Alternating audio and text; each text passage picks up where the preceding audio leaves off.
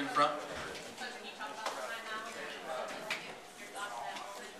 Yeah, I have lived by the belief that you're not really doing that much if you're going home in your timeout, and it doesn't have to be in the last minute of the game. We practice 6-on-5 or 5-on-6 a lot, so I always find that sometimes it's a delicate line. Sometimes emotionally, if you don't intervene on this thing, it can snowball in the wrong direction. And we missed three times on face-offs. We didn't move. We won a face-off, let the kid out there. We won a face-off in the defensive zone, and we got somebody jumped right away, and we won one time where nobody moved, and I just told him, I said, we have to start moving on face-offs. We have to get in the way. The game was still a game then, but if I didn't call the timeout, let it get to 2-0 or 3-0, whatever it was, I figured we were in trouble, and then Poole makes a real good play and gets us in the game at 2-1, and it's anybody's battle at the end. I remember when they hit the pants with somebody on Wisconsin and it went right past Kohanchuk's stick.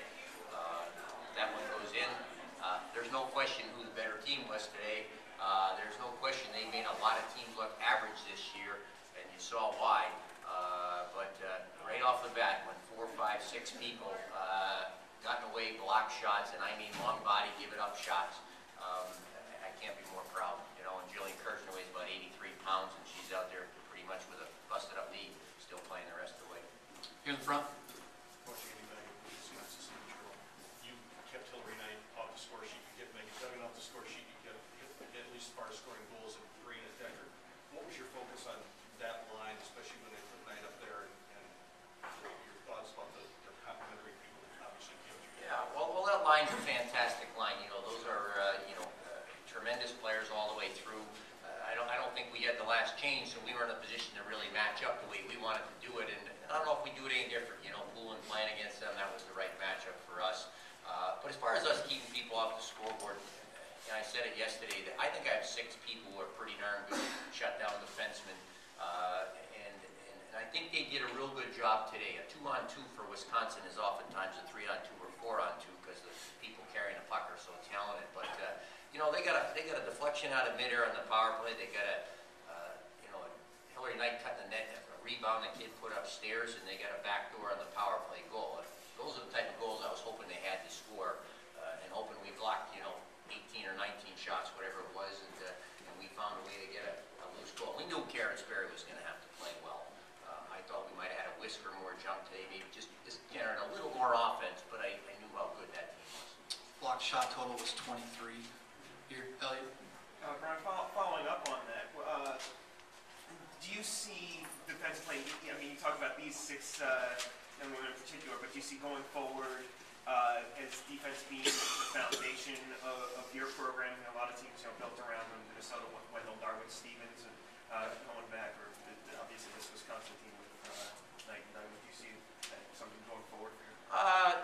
We were still probably in the top 6 teams offensively in the country this year. So again, I think we ran into a team that's awful well put together and a fantastic program. And again, they made some people look average. But with the Wakefields and the Poolins and Kohanchuks that are here, and the defensemen that help us on the point.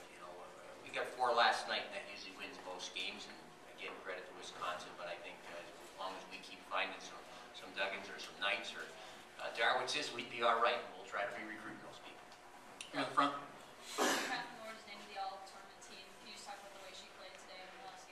Yeah, she's almost rattle-proof, that kid, and I don't know why, but whatever the circumstances, the situation is, she's got great lateral agility, and she slithers around out there and sneaks by people, and what looks like a complete jam, all of a sudden it's out of our zone, and rarely does she not make the right play. So we were very lucky to have her for 1 year. I was hoping she'd be a pretty big part of the program, and she sure was.